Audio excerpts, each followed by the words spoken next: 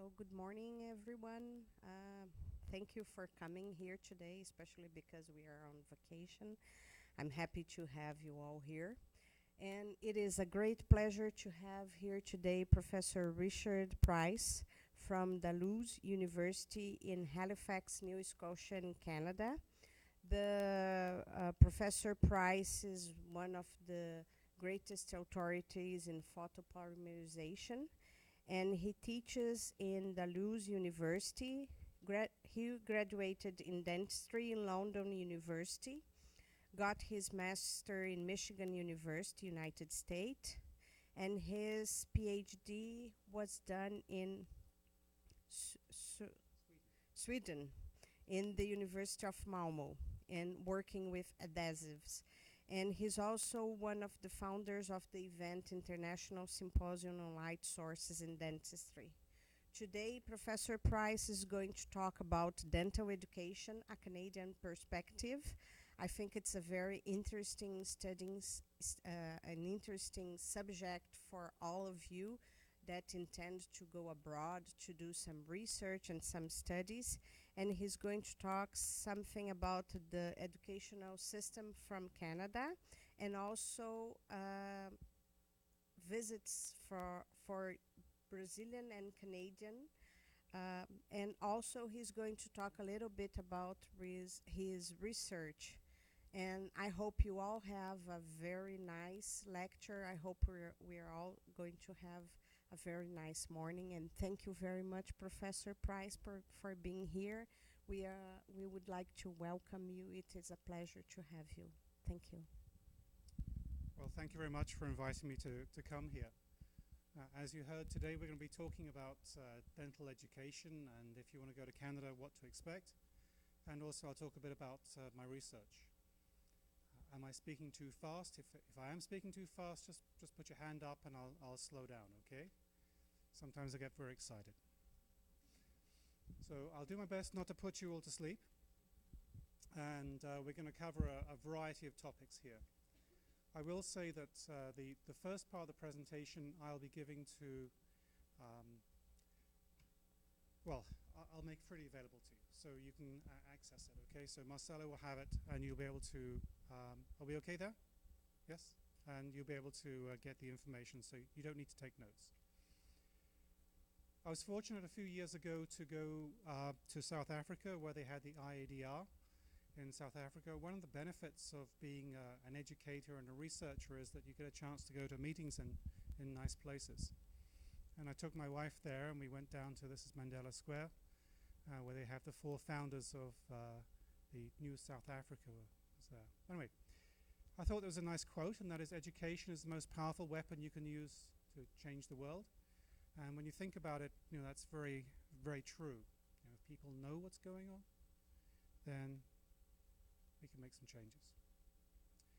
So I'm a teacher, I'm a researcher, and I'm also a prosthodontist. So in Canada, unlike here in Brazil, our contracts are 4 days a week. So we only work 4 days a week in the dental school. And then 1 day a week, we're free to do whatever we like. That means we don't get paid quite so much. We only get 4/5 of a salary, you might expect. But then we're able to work outside in private practice. I used to work outside in private practice, and I really enjoyed doing that.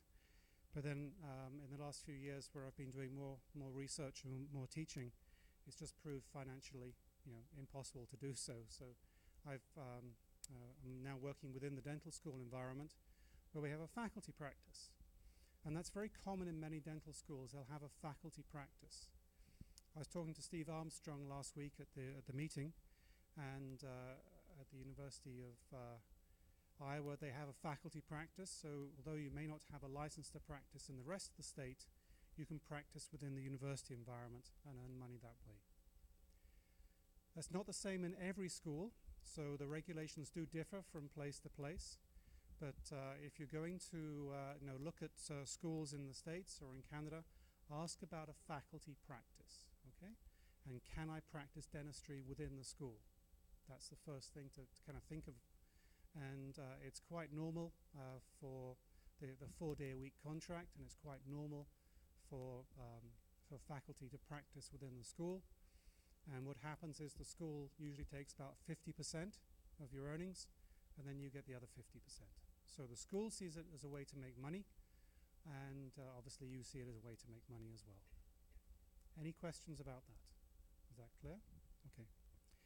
It does vary from school to school, though. So I come from Dalhousie University. This is a nice, fun-filled picture of all the things that go on at Dalhousie. And Dalhousie is one of the 10 dentistry schools in Canada. Unlike here in Brazil, there are no private dental schools. There are private dental hygiene schools, but no dental schools in Canada that are private. There are private schools in the States, but there are none in Canada. So we have 10 dental schools in Canada. And when you look at that image, you see, Canada's a very wide country from the east to the west coast. In fact, where I live in Halifax, I'm closer to England than I am to Vancouver. So Halifax is right on the east coast. It's right on the sea. Okay, you can't go any further. Well, you can if you go to Newfoundland, but for us, the next stop is Ireland. I always try and find some inspirational slides to put up in my presentations. I show a video or I show some slides, but this is a picture that I came across. Once a year, go someplace you've never been before. I find that as a person, sometimes you just get trapped. You just kind of carry on in the same old way. And it's a good idea to just do something different for a bit, reboot. I've never been to Brazil. It's my first time here. And I must say I'm really enjoying my time here. So it's good to do something different. And so I challenge you to think of, hey, let's do something different. Maybe I can go to Canada. Okay, just think about that. And today I'm going to open up some doors for you, some areas that you may not have thought of before. So think about coming to Canada. So you may not know that in Canada there are several universities that have grouped together to form an international strategy of cooperation. And you'll be pleased to know that Brazil, Chile, China, and the EU, but Brazil for you guys and Chile, if anybody is here from Chile, are the top of the list. Okay, so Canada wants to work with Brazil. Okay, it's not sort of down the bottom of the list, it's at the top of the list. So there are certain priority areas that we have, and they're at the top. We called oceans, probably not that much interest to you, but sustainable materials, clean technology, health and wellness, which is dentistry, governance, society, and culture are the primary ones. Information, science, communication, agriculture, and food, and energy and earth sciences are also key topics. But certainly health and wellness is up there, and oceans are up there as well. So Dalhousie, okay, so we're not a big school. It's not a huge university. There are smaller ones, there are bigger ones. University of Toronto, for example, or University of British Columbia is bigger, but we have about 18,500 students. And we have quite a few international students. We have a lot of Rhodes Scholars, faculty, and we have 40 doctoral programs. So it's a fairly broad-based school. There's medicine there, there's law there, there's dentistry there. So it's pretty broad. As you can see, I've written them down here. We have an excellent agricultural school and engineering, computer sciences, etc. It's a small campus, so you can walk from one department to the other. I work very closely with a professor in physics and also with a professor in chemistry. So, and I just walk up the street 5 minutes and I'm in their offices. It's very good. So having told you a little bit about Dalhousie, let's just talk about funding. So if you want to go to Canada, what do you do? And like I say, I'll give Marcelo these slides. So you may have heard of Science Without Borders. Anybody here heard of Science Without Borders? Yes, you know about Science Without Borders. Okay. So we're partnering with Science Without Borders. Okay. And it's a major initiative of the Brazilian government through, I don't know how you pronounce that in Portuguese, but CAPESs, CNPq, to grant, 100,000 scholarships to the best students from Brazil. That's pretty good. I don't know if it's still going, but that's the current information on the site. But if you go to the site, Caldo, and have a look, you'll see that Dalhousie University is one of the universities in the group that's being targeted. Caldo, I know Caldo is a soup here in Brazil, but it also stands for funding organization. If you're interested in getting a master's or a PhD in Canada, then there actually was a webinar last night, and I signed up and started to listen to it, and Marcelo said, oh, they're speaking Portuguese, they're not speaking Brazilian. I didn't understand anything they were saying, but they do have these on a regular basis. So, if you go and look in Caldo, they do have these webinars about how to get funding and such like for Brazil. So, an important thing. Unfortunately, it's finished now, but anyway. The other one is MyTax. You may not have heard of MyTax. MyTax is something that is trying to form partnerships between academia and industry. So if any of you have got patents or provisional patents or are interested in patenting ideas or interested in working with companies, then this is a great opportunity. The reason why it's a good opportunity is that they have several collaborative programs with industry. But the key is you must have industry involved as well. And what they do is that for some of the grants, they'll double the money. So if you get $5,000 or $10,000 from industry, they'll double it. So MyTax is a not-for-profit organization in Canada. It fosters innovation by connecting industry and universities. Okay? And the purpose is to train highly qualified personnel. Highly qualified personnel means graduate students. Okay, we call those HQPs, highly qualified personnel.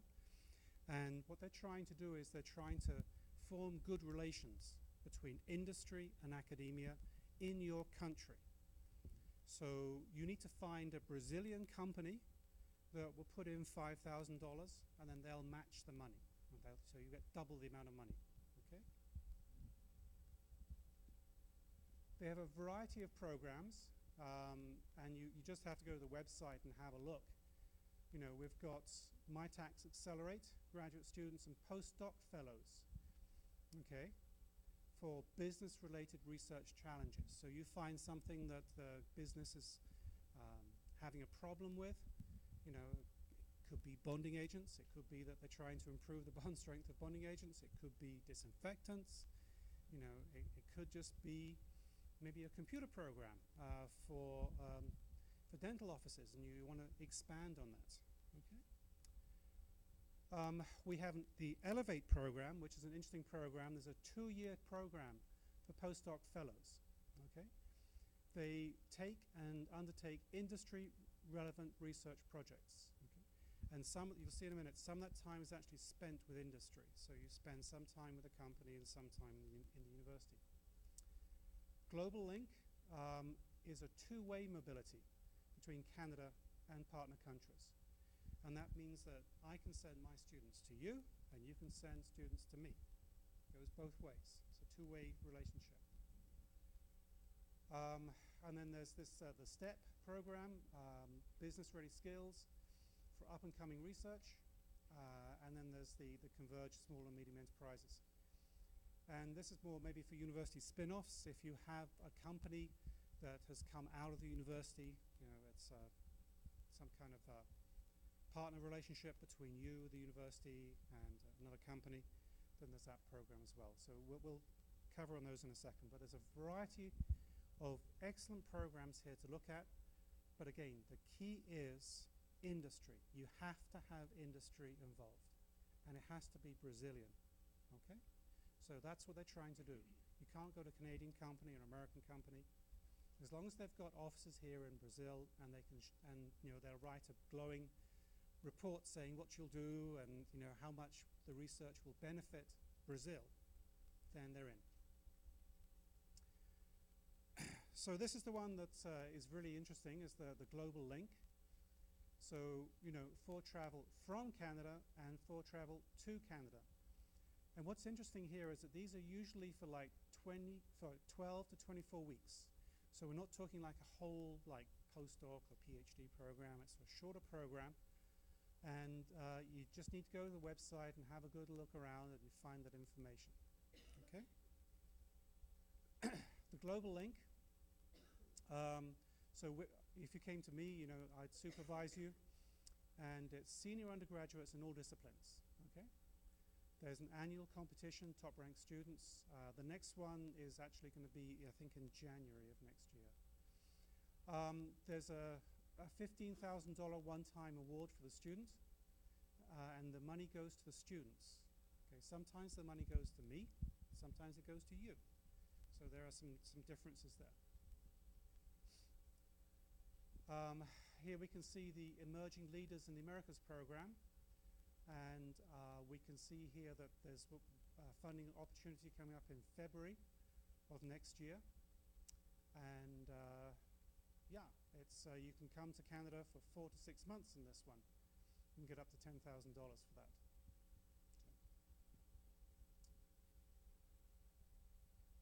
So this one here is kind of interesting, the MyTax Accelerate. This is up to $2 million.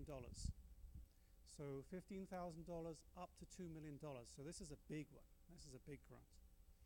And so it's for current Canadian university graduate students. So there can be a student who's now in my university.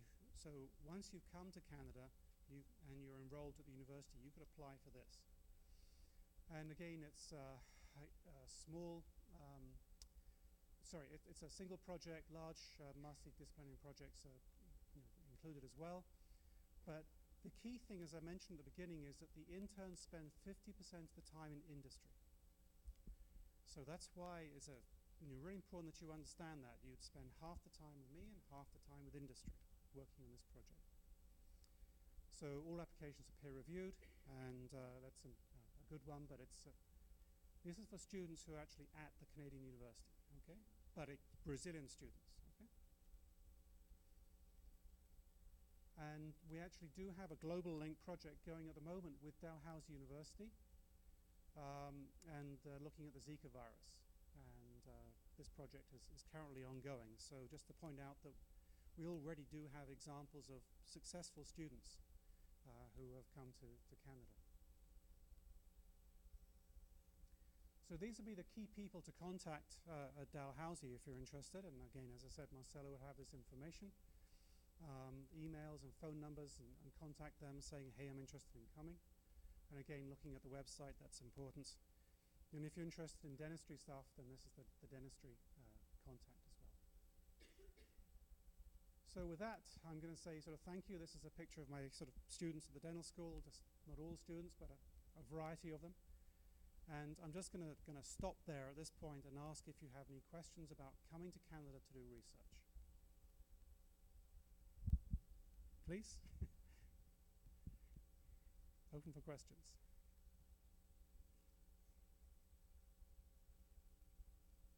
Any questions? You have a question? Yes, please. Yeah.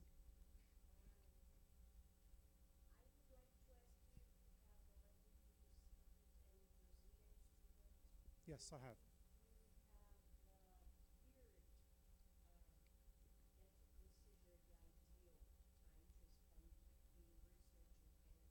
Okay.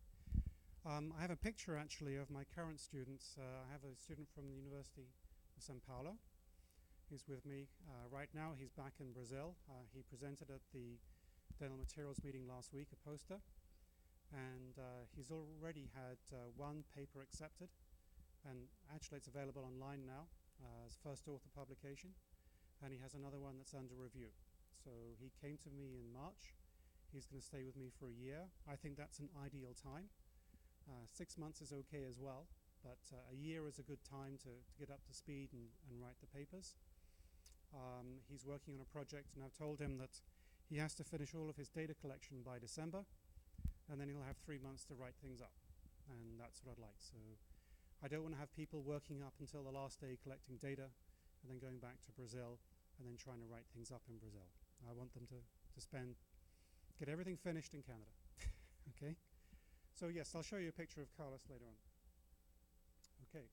Well, if there are any more questions, let me know, and I'll be happy to answer them as I go along. So, as was mentioned, I've been running a meeting in Halifax for the last 4 years now. It's an international symposium on light curing in dentistry, and there have been participants from Brazil coming to the meeting. So I've got contact with Brazil. And this was an outcome of one of the meetings. We had a consensus statement. And some of you may recognize Fred Rugerberg, who's been here before. And then Ivo Carreira here from Brazil wrote this up and published it in this journal. And then recently, we had a consensus that was published written up by Marcelo here. And you may actually recognize this is a big picture of the school of everybody at the meeting, and here we see Marcelo and some of the other people in the meeting. So we've tried to have good contacts with Brazil over the last really sort of 4 years it's been developing. And I have to really thank Fred Rugerberg for this, because I think Fred's been very influential in contacts, and also Jack Ferracane, who's been very, very helpful as well. We've published the consensus statements not only in Brazil but also in other journals. I'm just showing you here. In operative dentistry, I know that's commonly read here, have been published.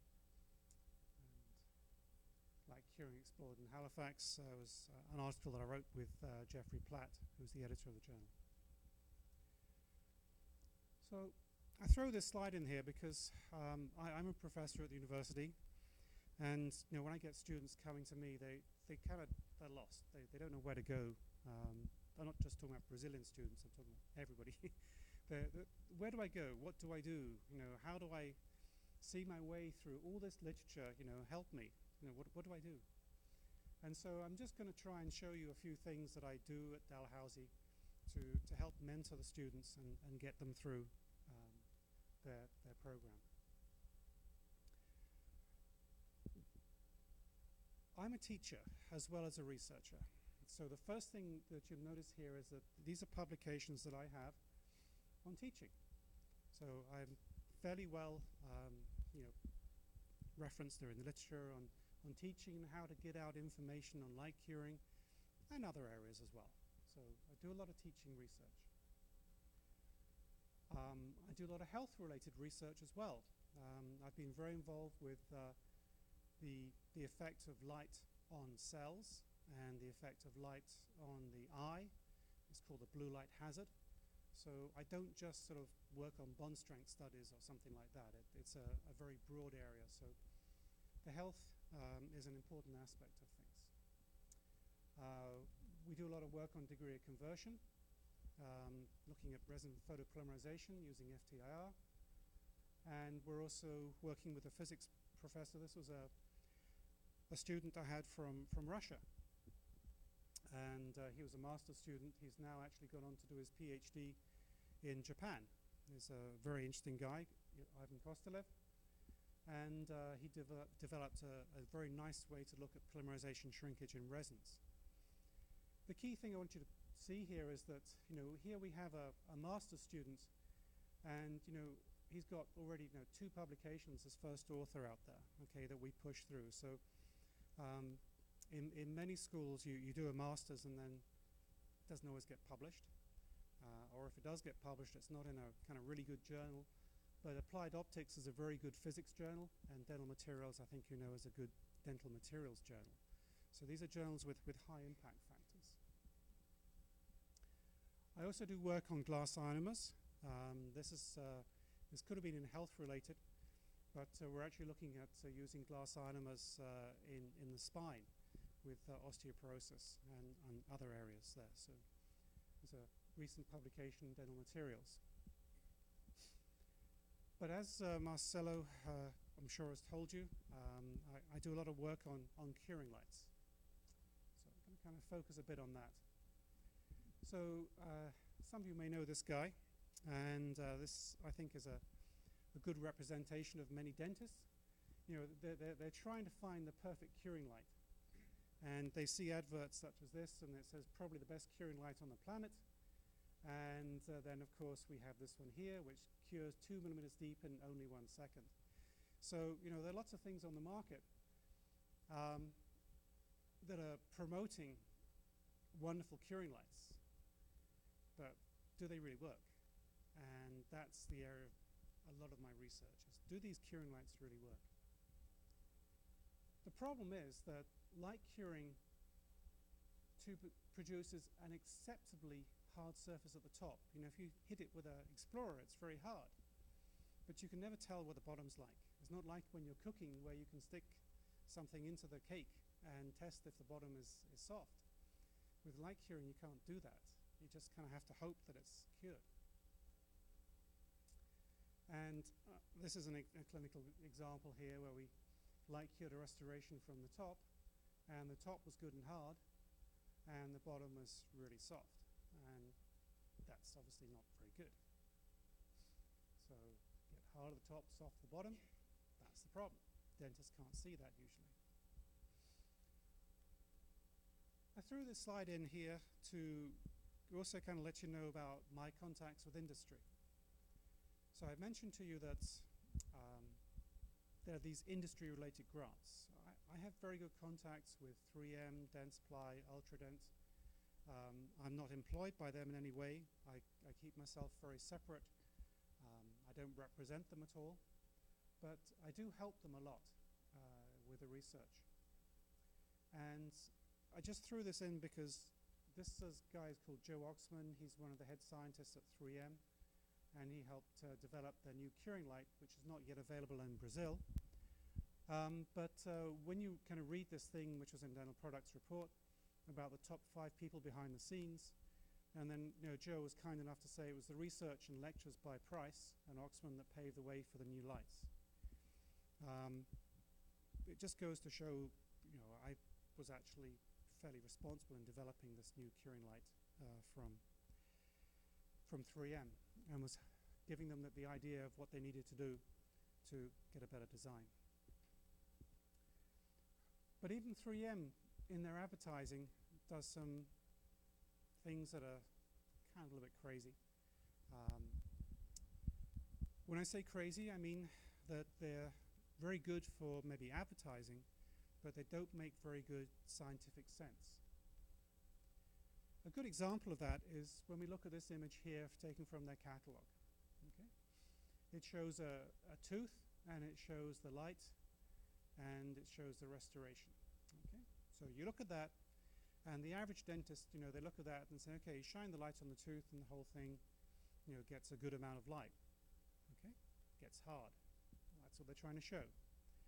But 3M's a really good company. I mean, they're one of the best companies in the world. But they really should point out to people that if only they had brought the light tip really close, that would help. And secondly, if they would show that the light gets less the further into the tooth you go, it would be a lot better. There's a lot of research out there. I just put up this one here. One of the authors was Bart van Merbeck. We've got similar stuff, which I'll show you in a bit. And the point here is that as you go into the resin, there's an exponential decrease in the amount of light. So when the dentist looks at this picture, they think, okay, well, if I double the thickness of composite, I just double the curing time. And yet all the research shows that that's not the case. There's an exponential relationship between thickness and light transmission. And 3M knows that. Joe Oxman knows that, but they produce images like this that kind of gives you a different story. So what am I saying? I'm saying that even good companies like 3M, they have great scientists, but sometimes they give the general dentist a misleading picture of what's actually happening. Maybe not intentionally. As was pointed out, I did my doctorate program in Sweden, in Malmö, and this was one of the papers that I had from my doctoral program. It was published in 2000. Now, I must say that this paper from 2000, there are many things in there which I would change now, but it was interesting that even at that time, I was looking at light transmission. Now, I called it light energy, but anyway, it doesn't matter. The point is I was looking at light transmission. And here we can see in 2000, we knew at that time that there was an exponential relationship. And it applied, what was nice about this paper was we looked at various composites, and we also looked at wet dentin as well. So we looked at human teeth to see how much light transmission there was through that. And there was an exponential decline as well. Now, there may not be through enamel, but it's hard to get 4 millimeters of enamel. Anyway, we looked at that. So we've known that for a long time. Always think about that exponential decrease. Now, this slide you can take away for whatever research you're doing, whether it be in bonding or whether it be in periodontal research. The research must be reproducible. And I came across this very interesting kind of train of papers. And basically, Nature found that 47 out of 53 what they called landmark research papers weren't reproducible. I thought that was quite shocking that they would find that. And this is what Nature calls, a landmark paper. And actually, was itself. Nature was one of those. So, interesting. So how do we translate that to dentistry? Well, some of you may know Professor Watts, David Watts. He's the editor of Dental Materials, an excellent researcher. He's a wonderful, wonderful person. He did a study, which I don't believe he's published yet, and it was presented at the IADR in Seattle. Some of you may have gone to that city for the IADR there. And what he did was he looked to see how much energy was delivered to resin restorations. And what was of great note is that 46 out of 100 papers didn't report how much energy they delivered. Totally unreproducible. But 46 papers out of 100, you could not reproduce those because you have no idea what the specimens received. And then what was interesting was that when you looked at it, 40 papers actually delivered 200% of what the manufacturers recommended. So not only do we have a situation where 46% of the papers didn't even report it, we've got a situation where 40% of the papers delivered, more than 200% of what the manufacturer recommended. It's kind of not really very relevant to dentistry. But this is certainly a great concern, 46%. So following that, that really inspired me to write some papers about light curing. And there are a couple of really key ones that I just want to bring out to you as Price and Ferricane, Price and Shortall, and Birch and Price, where we looked at a couple of important things. I'll focus mainly on the dental research one because that's what a lot of researchers look at. And within that, we spoke about terms that we should be using. I mentioned that in 2000 I was using the wrong terms, but now just making a point, you need to use the right SI terms. That's the first thing.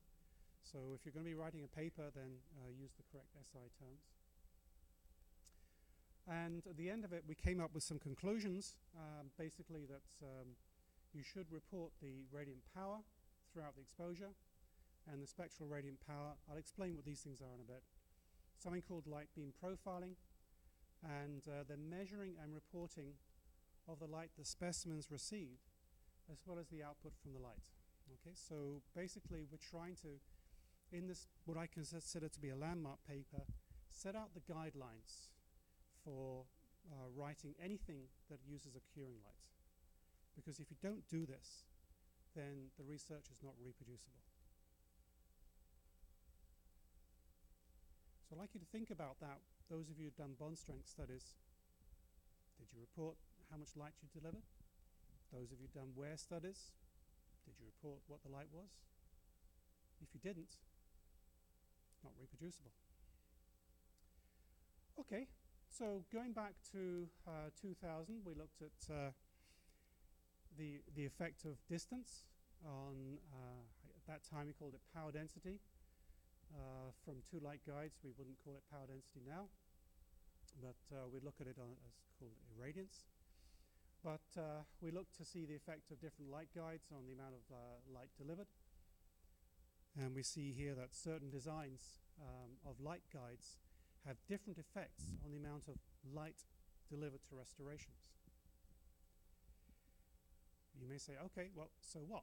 Well, the thing is that most people, when they're measuring a curing light, they'll measure it at the tip. So they'll measure it just at the end, okay? And if you measure it just at the end, okay, this one delivers, let's say, 1150. This one here delivers 750, okay? But let's say your specimen is a few millimeters away. Let's say your specimen is 6 millimeters away. Well, it's gone down now from 1150 down to 400. So that's why one of the recommendations in that key paper were not only do you have to report what's at the tip, but actually what the restoration receives, or the specimen receives, or the cells receive. Okay? Because this is not the same for every light. You can see here two different light tips giving you two different results. So it's very important to measure what the specimen is receiving. Otherwise, the research isn't reproducible. We've done stuff here in 2004 where we took human teeth and we cut cavities in them and sectioned them and then filled them with composite and then measure the hardness down them. And in 2004, what we see is that suddenly I'm starting now to talk about spectrum. Okay, we've got irradiance now on the side here, and we've got spectral radiant power starting to appear, because I've recognized at this stage in 2004, it's not that long ago really, that lights have different spectral emissions. So you can't tell that with your eyes in most cases. You have to have a spectrometer to show you. And then we saw that these lights had different effects on the hardness of these materials as you got into the material. In 2008, we looked at temperature changes within teeth. We started to get a little bit worried about these high output plasma lights, and we looked at temperature changes, students, and let's now kind of look at the spectrum of lights. So most people think that curing lights, they deliver blue light, they're all the same spectrum. They're all the same. Even the one from Marcelo here doesn't have a spectrometer. Okay? He does all this research and he doesn't know what the blue light is. It's blue light. But unfortunately, I have to tell you, Marcelo, they're different wavelengths. Okay? So you need to know that. And the only way you can know that is using a spectrometer. At the meeting last week, I was very pleased to see there was a company Brazil, that sells the oceanoptic spectrometers, was at the meeting, trying to get the dentists or the researchers interested in applying their spectrometers. There are other companies available as well, but you need to be able to measure the light output from the curing light. Because as you can see very clearly, we have here a halogen light in blue, we have a polywave LED light in red, and then we have a single peak light LED light in green, and they're all different. So they may have different effects on your cells. So if you don't report that information and you say, hey, curing lights cause this damage, or curing lights are safe, either way, well, the curing light you use in your study may be safe or may cause damage, but you can't make a generalization. So you must report the output from the light. Now I think you might recognize we've got two different types of cars here. One's a Porsche and one's a Mini. And you need to think about this because different types of cars require different types of gasoline, okay, to make them work really well. The same thing happens with curing lights and dental resins. Some resins need different wavelengths of light. Here we can see the difference between a single peak light and a polywave light. I am not saying that a single peak light is better than a polywave light. I'm not saying a polywave light is better than a single peak light. What I'm saying is that you need to match the resin to the curing light. The car, think of the car analogy. Because some resins contain photoinitiators that require light in the lower range. Okay? Here we can see that there's a peak here at about 412 nanometers, and that's going to be important later on when we show you some other slides about photoinitiators in resins. This is also important for cells. Some cells are damaged in this range. Why? Because this is getting close to the ultraviolet range. Ultraviolet is below 400 nanometers. Okay? So something may be safe here, but not safe down there. So you need to think about that. So some of you may have heard of a company called Dentsply. Dentsply make very good curing lights. And here we can see an example of their light that's available in Canada. It's called the Smart Light Focus. Okay? And if we look at the Smart Light Focus, here we can see 10 examples of the same Smart Light Focus. The first thing you'll see is that they're very similar, okay? Which is great. That means that they've got excellent quality control. Okay? Does it mean that you could not use a spectrometer and just ask the manufacturer for a spectrum? Well, possibly, but obviously it would be better if you actually measured the output from your light.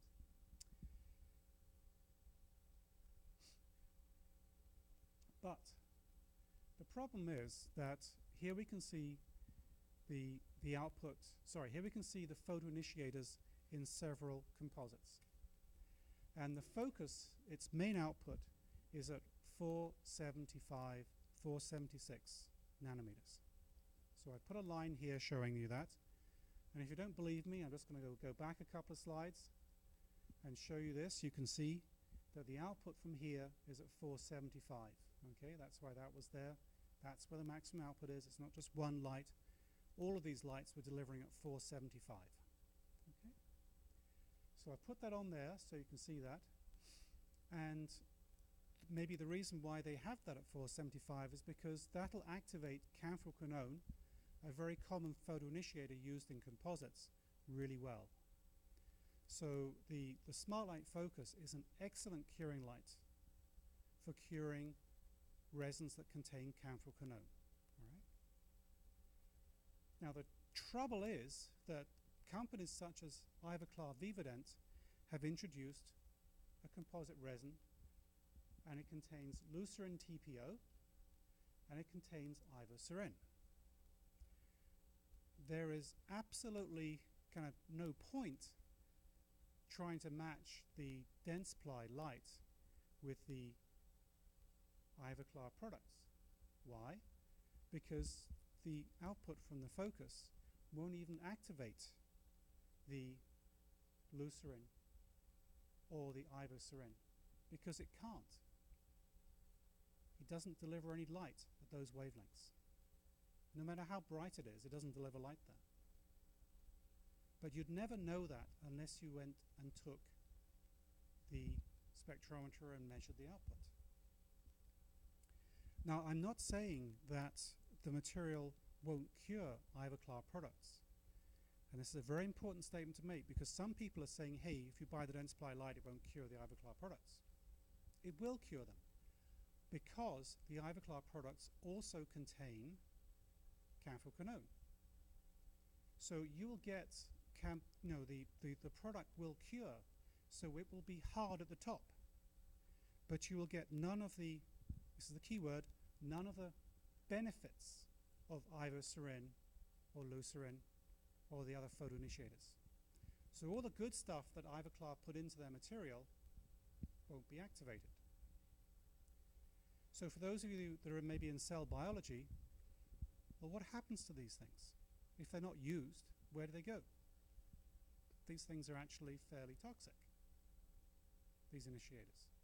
They're not used up. I don't know. So guess what? Ivoclar produced a polywave curing light, and Marcelo has some of these in his office.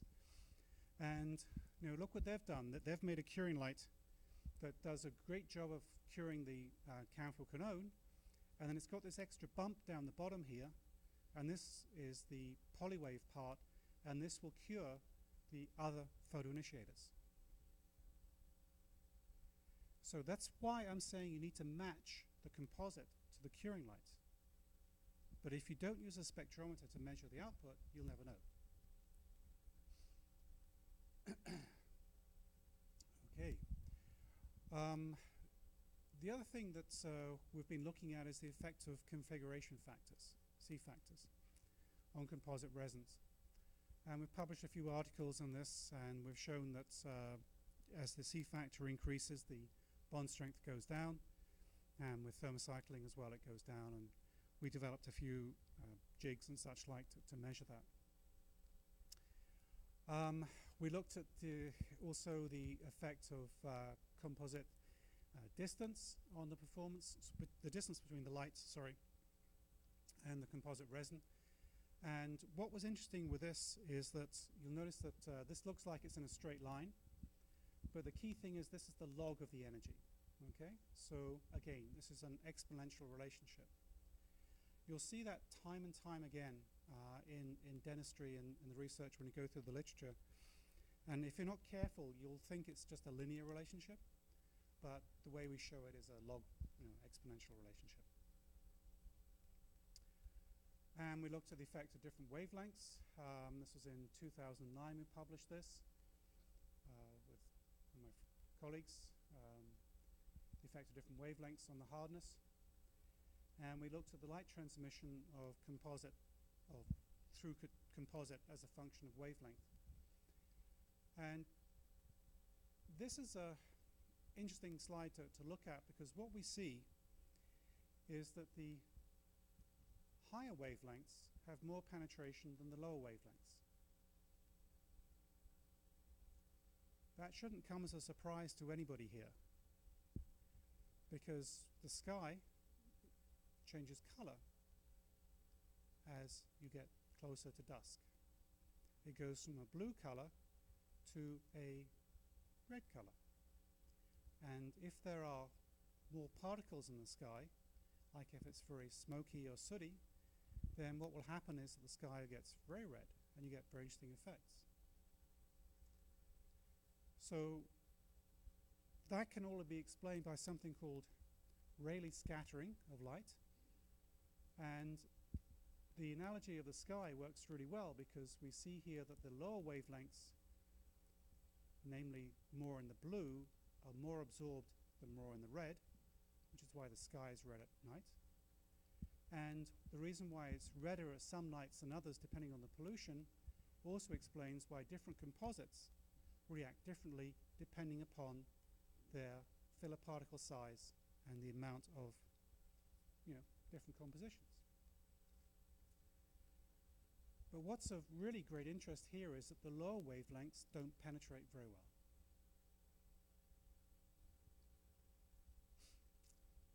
And this shows an example of the Mark resin calibrate, which was developed afterwards, which is really just kind of developments based upon this particular study that we did. So it's being commercialized now. If anybody is interested in doing any research with curing lights, this is an article here that was published in 2005 called "A Primer on Radiometry." It's almost like the Bible of how to do light measurement in dentistry. It's a very good article. And I'll just go back and say, I mean, they're saying the same things, that to achieve effective communication between researchers, manufacturers, and dentists, you need to know this. Otherwise, inaccurate measurements and inaccurate reporting will lead to misinformation. So even back in 2005, before the Nature article, people have been saying exactly what I'm telling you now. Namely, you need to report things properly. Otherwise, there's miscommunication. So with that in mind, I want to talk a little bit about how I try and explain things to my students back in Canada. And I tried to use this analogy last week as well at the meeting. So the students have a lot of time, a lot of problems understanding what's the difference between power and irradiance. They did a physics background before coming to university, but they've forgotten it, or they just don't understand it. So we tell them that irradiance is power divided by area, okay? And another analogy to that, or a corollary to that, maybe is better to say, is that pressure is newtons divided by area. Okay, what am I talking about? So if we look at a floor, you may see some dents in it. And I think it's very prevalent here in Brazil, where a lot of the women wear very high-heel shoes. We don't see golfers using high-heel shoes, because if they were to play golf with high-heel shoes, they probably would sink into the grass. Why? Because pressure is newtons divided by area. And we may see signs like this, where if you wear high-heel shoes, watch out. You might, have a problem, because, okay, sorry, this one as well. Maybe some of you may have seen these glass ceilings, where you walk across a glass ceiling and you look down several hundred meters. Well, they have signs there as well saying, don't wear high-heel shoes on these glass ceilings. So here we can see a tennis player. They weigh 50 kilos. And when they put their foot down with 50 kilos, there's 24,000 kilopascals of pressure. Now that same person, when they put their heel down on a high heel shoe, is putting down almost 5 million kilopascals. There's a huge difference in the pressure that they put on the floor. And that's why you get dents in the floor, and that's why you don't see people wearing high heel shoes on soft surfaces. So when we look at that difference, people kind of get a little bit confused. They don't understand, okay, well, how come there's such a big difference? Well, it's to do with the area. And you want to say, well, stop messing around. Just give me one number. The one number will be 50 kilos. Okay, all right. So we go back to our analogy of power. Okay, power is watts, and irradiance is power divided by area. And so if you multiply irradiance by time, you get the energy delivered to the restoration. So why is that important? So this is where we can now translate the high-heeled stiletto shoes into dentistry. Curing lights come in a variety of tips. So you have big tips and small tips. You can see the one on the right looks like your stiletto heel. This one here looks more like the tennis shoe. And here we can see an example of very commonly used lights. In fact, this is a very commonly used Bengt curing light, and this is also very commonly used, and you can see a difference in the tip size. So now maybe you're starting to think about tennis shoes versus high heel shoes. When we look at this and we just do the simple math, we see if the diameter of this one here is 6.8 millimeters, the area is 36. Just by going from 6.8 to 9.3, we are actually doubling the area. And then if we go to 10.8, it's 2.5 times the area. So what does that mean? Well, that means that if I have a light, so this is kind of the same as the 50 kilo lady. Just give me one number. So we have the 50 kilo light, sorry, 50 kilo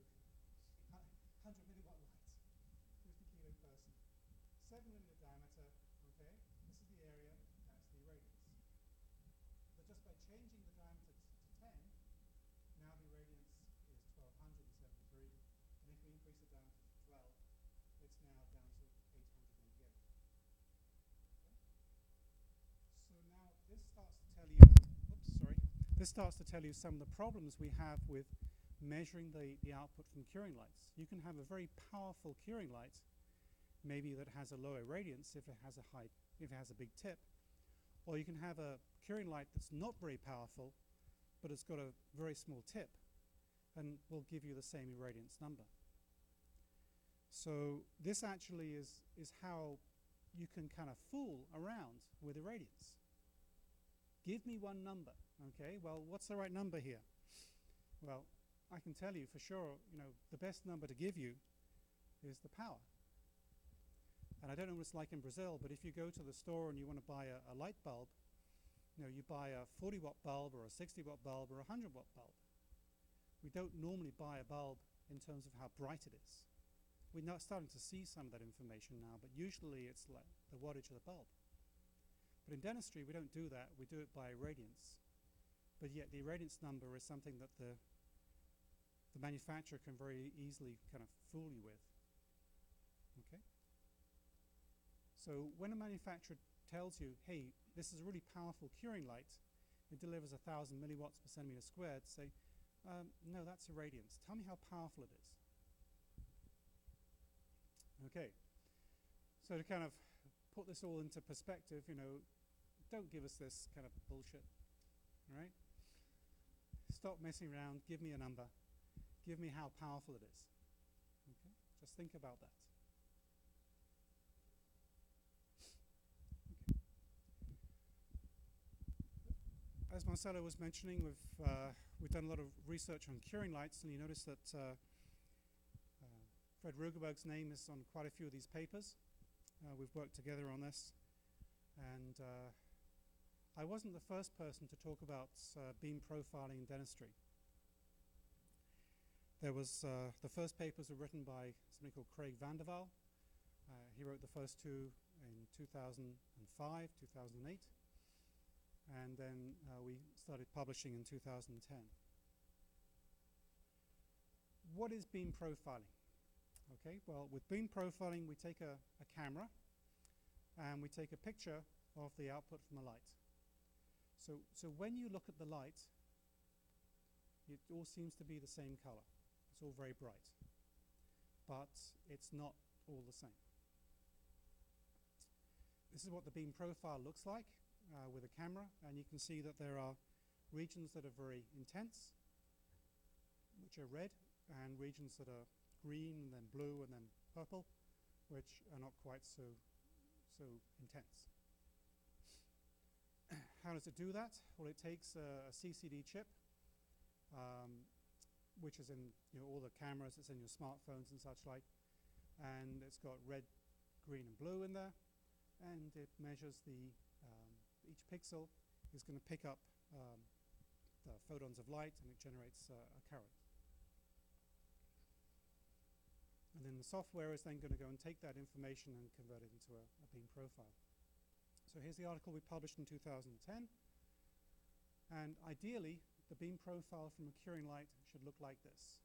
We call this a top hat, but it's basically uniform across the entire surface.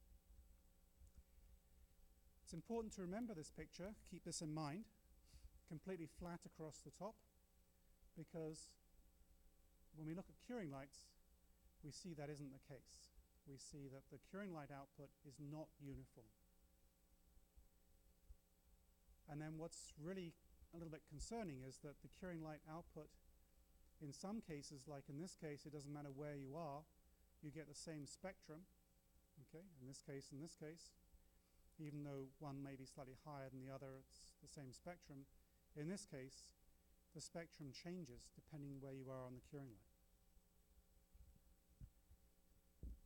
Why does this matter? Well, imagine if you're curing a specimen using this curing light, and then you section this for microtensile bond strength, or you want to have a look at the cell response underneath this curing light. Well, different regions will get different irradiance levels, and also different regions get different wavelengths. So that's why the beam profiling is very important when it comes to looking at the effect of these polywave curing lights. And that's also why the orientation and the position of the lights is important to maintain throughout the study. if you don't know that, and you kind of take the equipment apart each day and then put it back together again, you may not get the same orientation and you get different results.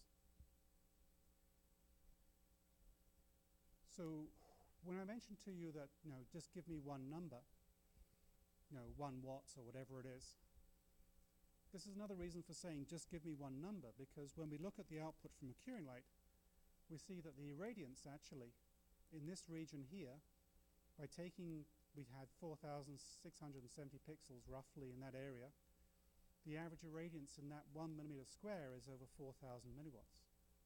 But in a different part of the light tip, it's only 78 milliwatts per centimeter squared.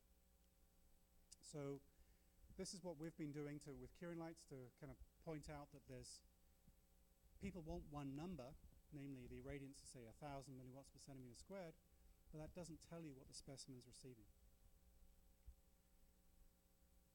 Now you may say, so what? Who cares? It doesn't matter if it's not uniform. Well, we tried to answer that with a few papers, and we did what we call hardness mapping. So we took here a curing light that's not uniform. Here we can see the orientation of the chips. And then if we go and look at the surface of these two composites, you'll notice that it's completely different. It's in fact the opposite. When we look at the top one, we see here we've got hard, hard, soft there. Look at the bottom one, soft, soft, hard here. Why is that? Why does that happen? Well, it just so happens that Filtech is made by 3M and Empress Direct is made by Ivoclar.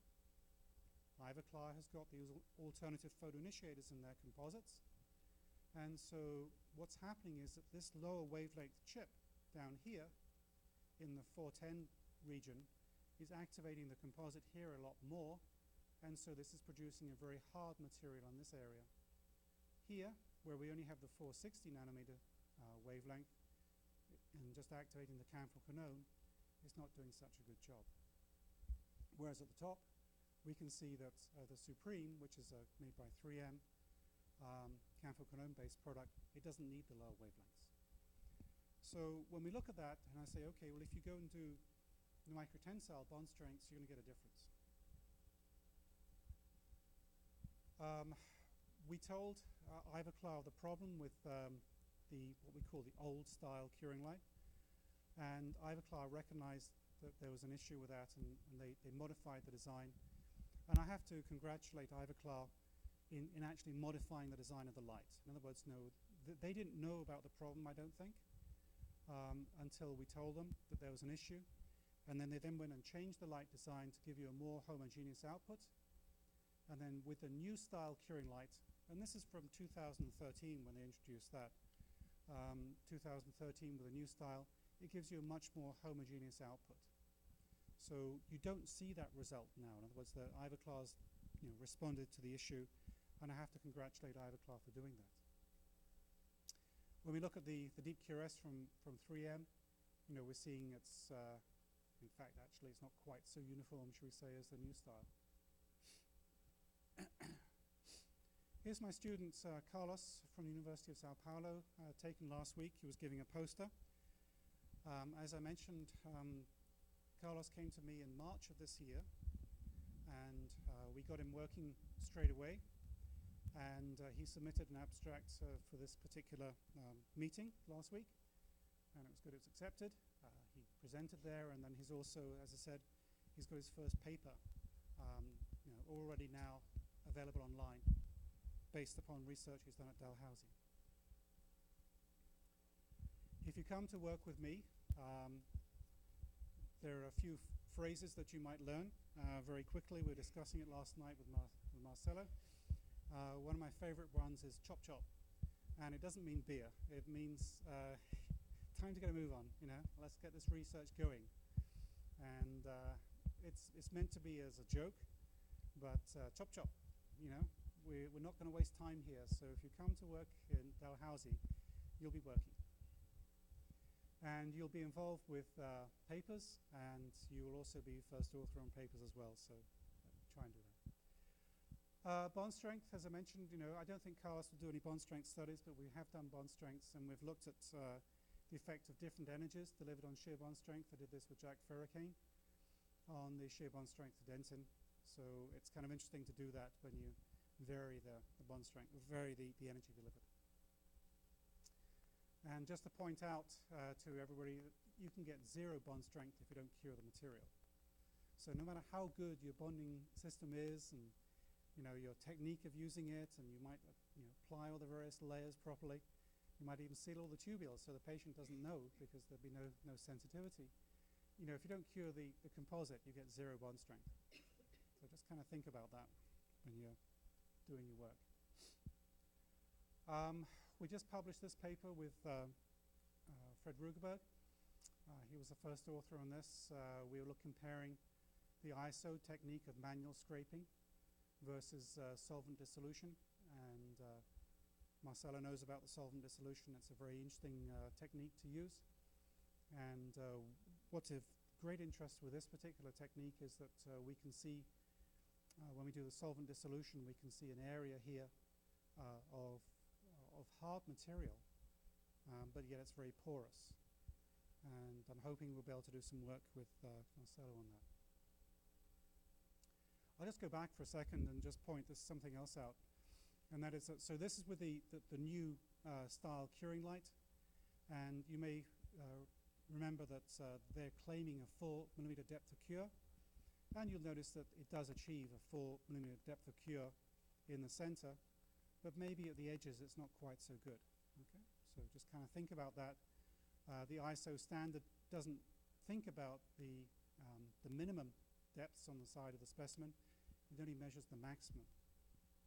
So it's something just to kind of remember that at the sides you may not get a full depth, which again is maybe why with doing microtensile you don't get very good specimens at the edges. Usually all the good specimens are in the center. Right, Marcelo? Yeah? At the edges they just don't get all the energy to cure. Best ones are in the center.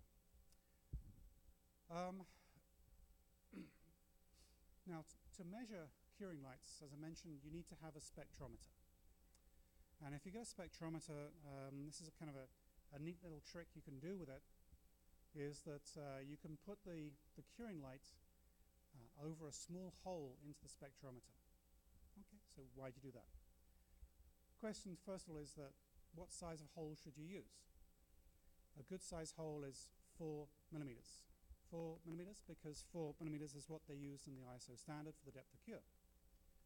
So if we take a 4mm hole and we go and measure the spectrum from one particular light, we'll see that as we move the light around in different positions over the hole, we get different spectral responses. Okay? Whereas with another light, we get a very uniform spectral emission. Okay, so why is Dr. Price telling you about this? He's telling you about this because unless you do this, you don't know. And if you don't know, the study's not reproducible. Because what can happen is if you don't know, you'll put the light in different positions each time. Each morning you come in, you go and set the experiment up, different position. If you do that with this light here, you're going to end up with very different data each time. So you need to know the output from the light. Okay. So we're going to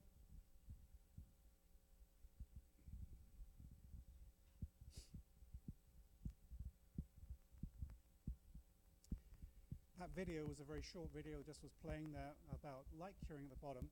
I'll see if I can just play it again.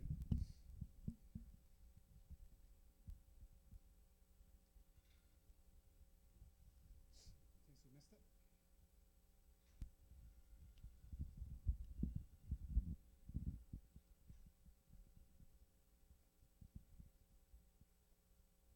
So here we see a video from a company about light curing. And that video kind of depicts very much what we see. Okay. We see people holding the curing light close to the tooth, but not that close. certainly not as close as you might do in an experiment in your lab. Would you ever think of doing an experiment in your lab like that? I don't think so. I don't think you'd ever do a bond strength study curing like that, at that distance. Okay? I don't think you'd ever do light curing not watching what you're doing. You wouldn't just, turn and look away. Or do the study and chat to a friend at the same time. You're going to focus on what you're doing. But yet, kind of the message that the companies are putting out is that you don't have to bother. You just shine it in roughly the right area and you're okay. All right? So, okay. So I saw this all the time in the dental clinic. I saw the students doing the light curing. They're wearing the loops, but they don't watch what they're doing. And the lights, in the area of the mouth, it's all nice and blue, but it doesn't really hit the target. So, as I mentioned at the beginning, I do a lot of research on teaching. So, and I'm a teacher, so I walk around the clinic and I see this, and I try and instruct the students saying, hey, that's not the same as what we do in the lab. That's not going to give you the results that you want from the materials you're using. Why are you doing that? And the answer is, well, I don't want to look at the blue light, it'll damage my eyes. And that's very true, that the blue light will damage your eyes. But I had a brainwave at that time, and I thought, okay, well, let's try and figure out how much light is received by the restoration in the mouth, and also what type of light is received. So there are two very important things here. I've kind of told you about this throughout the presentation, is that how much light is received and what type of light is it, the two things we're looking at. And basically, what am I curing? You need to know how close you are on the target. And this is a study from Fred Brugerberg and myself. And it was interesting that there are many things in this abstract. I can't wait for it to be published in full, but 57% of dental schools in the States that were surveyed actually recommended not viewing even with eye protection. So in other words, even with wearing orange-blue blocking glasses, they said don't look at what you're doing, which we found very interesting. So, as I mentioned, I had this brainwave and I developed the MARC system. And the MARC system uses a spectrometer, so we know what type of light is being delivered. And it measures the radiance delivered to a restoration, and it's a simulated restoration that is 4 millimeters in diameter. So we're going back now to the ISO size of 4 millimeters. And it's a deniform, and we have it here. We've used it already in the school. And it measures how much light is delivered to restorations and also what type of light it is. It's a teaching tool. It's commercialized by a company called Blue Light Analytics. But as I said, I'm not involved with the company at all. I don't represent any company at all. Okay, so we've tested, it must be now actually 2,000 dentists with the MARC system. And we've used good lights in most cases. Manufacturers recommended curing times.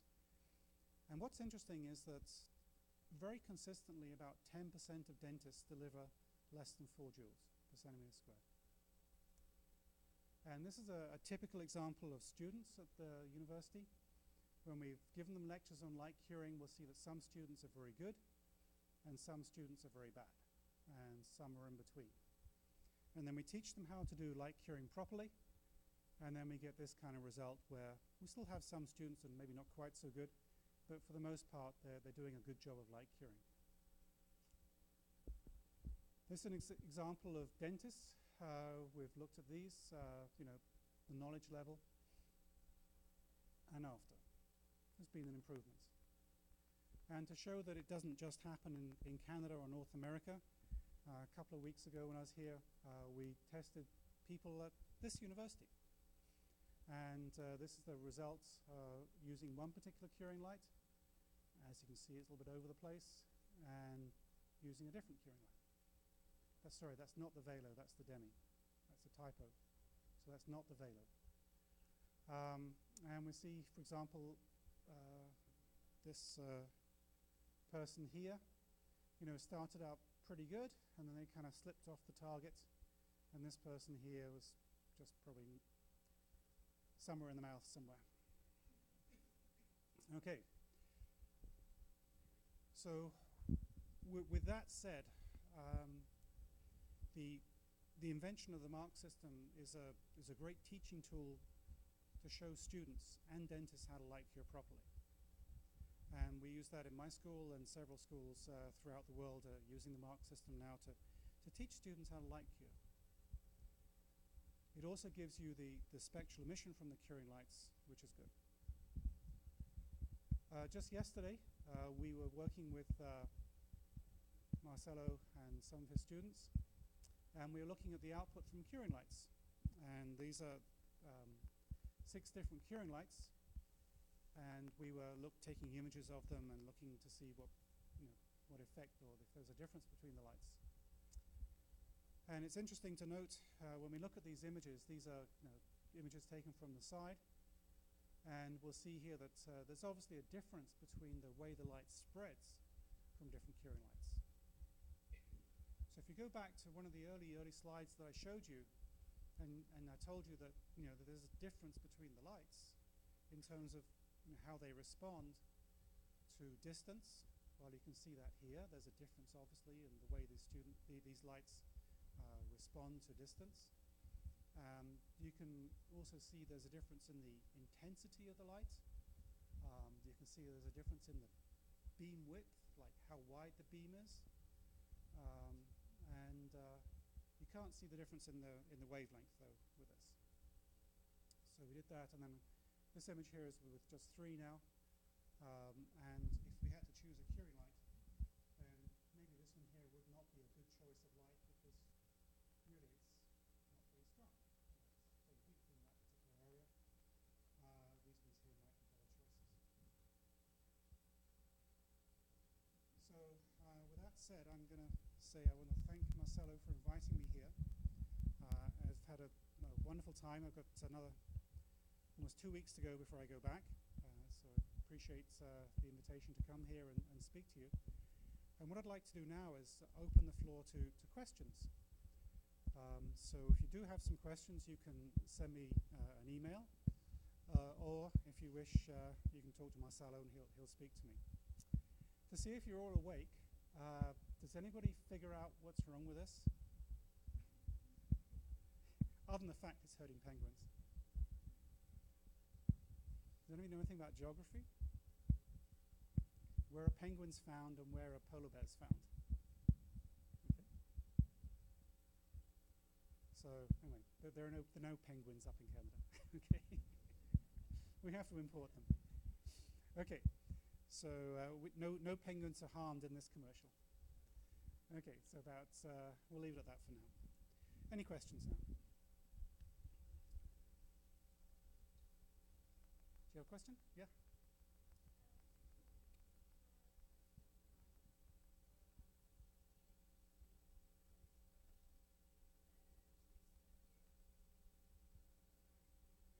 Right.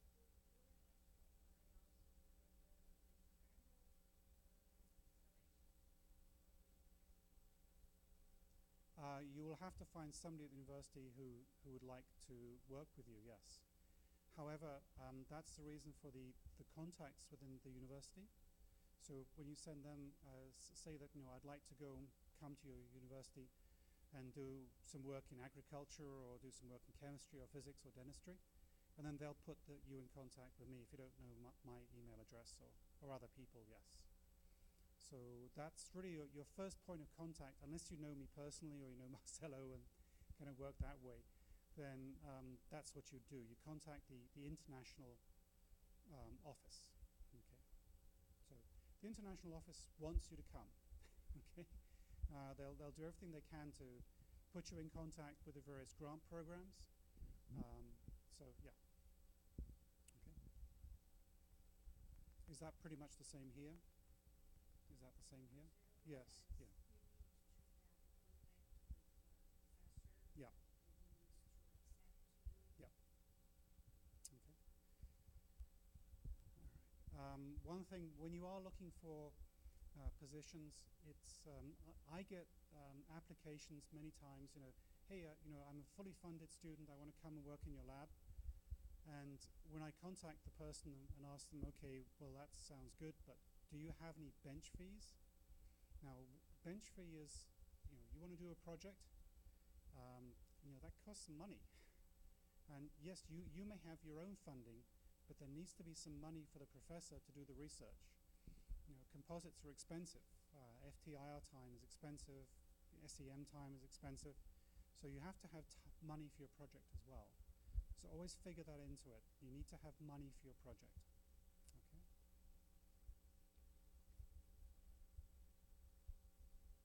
Yeah. Yes. Hardness, yeah. Yes.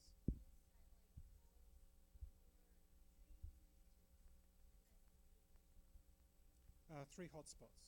Yes. Yeah. Yes. That's correct.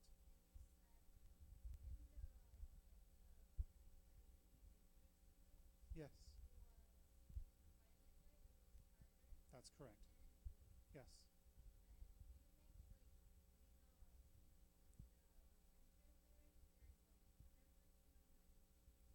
Correct.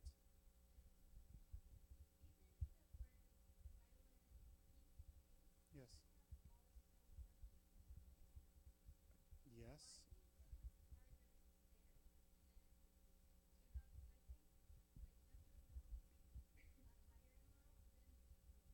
Okay, that's a good question, and it also shows how I can fool you. Okay, because that slide was taken, or that image was taken with only 5 seconds of curing. Okay, so with only 5 seconds of curing, that's the result that you get. Now you may say, well, 5 seconds isn't enough. The manufacturer recommends 10. You gave half the energy. Okay, so you get that kind of result. Canfil-Canone takes much longer to initiate, and it requires more energy. In fact, TPO and things like Lucerne are 7 times, roughly, more reactive to light than Canfil-Canone. And so what happens is that if you give the light for long enough, like 30 seconds, okay, then you won't see a difference. So the problem that we have there is 2 things. We have the non-homogeneous light source, and we have the short curing time. Okay. That's relevant because many dentists do short curing times. Many dentists are trying to do shorter and shorter times. So that's the problem. Okay. So it's a relevant image to show, but it can be compensated for by curing for longer. And when you cure for longer, then the Canfil-Canone that's there as well gets cured, and then the whole thing gets uniformly hard. Okay? So the issue there is time, energy delivered, okay, and the photoinitiators there in the system. But they can be compensated for by curing longer. Okay? You had a question?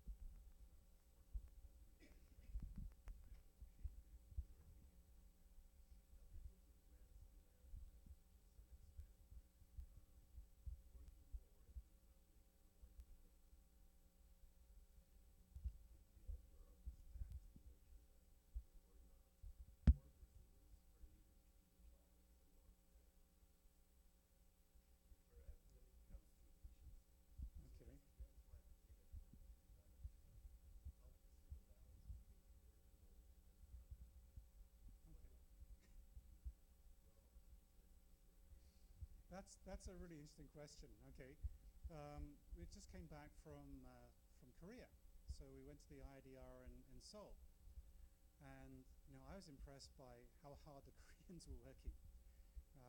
They seemed to be very, very productive and very industrious. And I thought, boy, I need to work harder because these guys are doing so much extra work. I've been asked what I think of Brazil, and I see Brazil as being a wonderful country. I think people here are motivated and they want to make things better.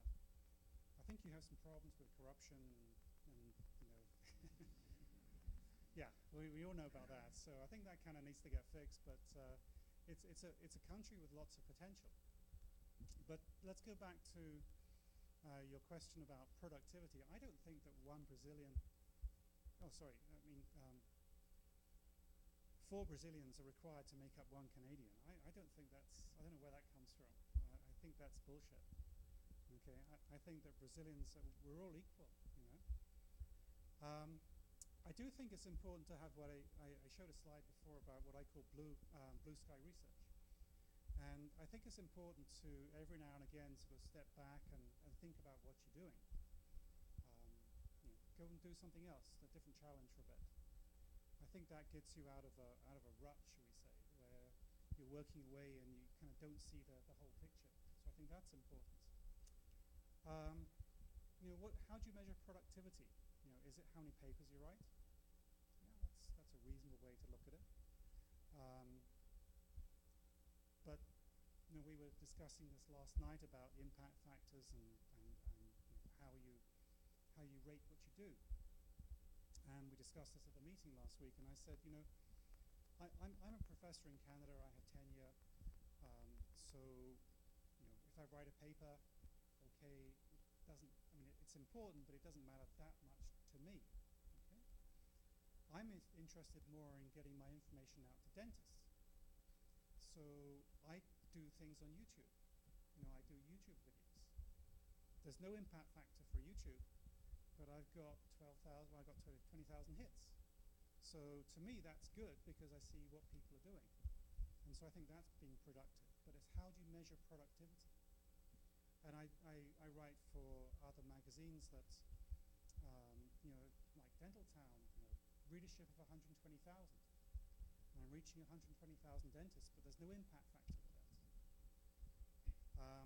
Does that answer your question about productivity? Well, I've mentioned that I don't think you can say it's a 1-to-4 ratio. I don't know where that comes from. I would say don't just look at impact factor journals. Yeah, I think you have to be happy within yourself and say, okay, well, I'm doing a good job. You know, I'm doing education, I'm doing research, I'm doing teaching, you know, in the school, out the school, I'm doing many things. Okay, so I don't think the 1-to-4 works. Any other questions? That was good question, but a hard one.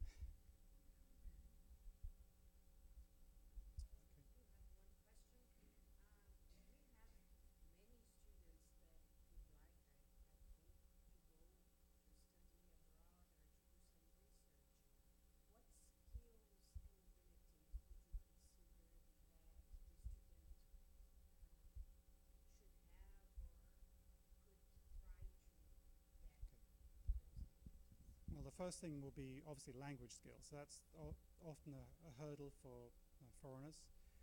They have to have good TOEFL scores, and so the language is one thing that has to be, that's something you have to do. Going back to the language, however, there are programs at Dalhousie where you can go there just to improve your English. Okay, so you can improve that as you know, English as a second language. So you can go there just for English. So that's something to think about. If you think your English isn't quite good enough, go there for that. The next thing would be you know, motivation, and also how good are you? Honestly, I mean, we don't want to take the students from the bottom of the class. I mean, we want the students who are the best students to come up and see us. Okay. Now that's not to say we won't take students who are at the bottom, but obviously the students who are at the top get the first choice. Okay, so language proficiency is important. The next thing will be you know, demonstration that you are a good student. Okay, and then you're looking for letters of reference. I mean, if Marcelo says you're a good student, then probably you're a good student. Okay, that will be very helpful. Okay, to go and talk to him. Especially where there's a contact. Okay. Money, always money. You know, money always helps. That's money for you, of course, but some money as well for the lab. You know, we don't need, you know, tens of thousands of dollars, but we need some money for the lab, for the project. Okay? So that's important. Don't be discouraged if it takes time.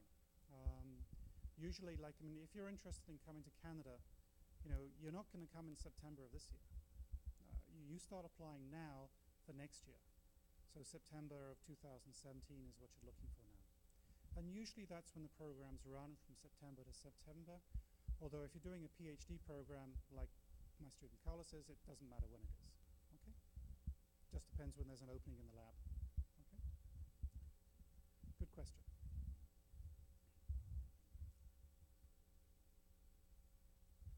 Okay, so in my school, if you come to my school as a student to work as a master's or a PhD, you would not be treating patients. Just so that you know that. There'll be no patient contact. Okay? You might get to see students treating patients or me treating patients, but you wouldn't be allowed to actually treat patients. You'll be allowed to, you know, go and observe oral surgery or whatever else, but you can't treat patients. Okay? The other thing that we have at the school, in case you're interested in actually, I mean, say for example you wanted to get a Canadian degree. We have what we call the Advanced Standing or Qualifying Program, where you can go to Canada and you can spend 2 years at the university and get a degree. It'll take you 2 years. You'll start in May of 1 year, and then 2 years later you'll end up with a degree. And you'll end up with a DDS. And if you want to, you can take the American exams as well, and you can practice then in the States or in Canada. So that's called the Advanced Standing Program, Qualifying Program. Okay? And most schools offer that as well.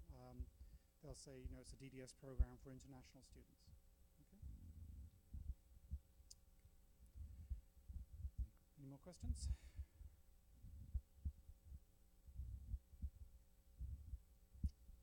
I'd like to really thank you for coming and listening, and please don't hesitate to send me an email if you do have questions. Okay?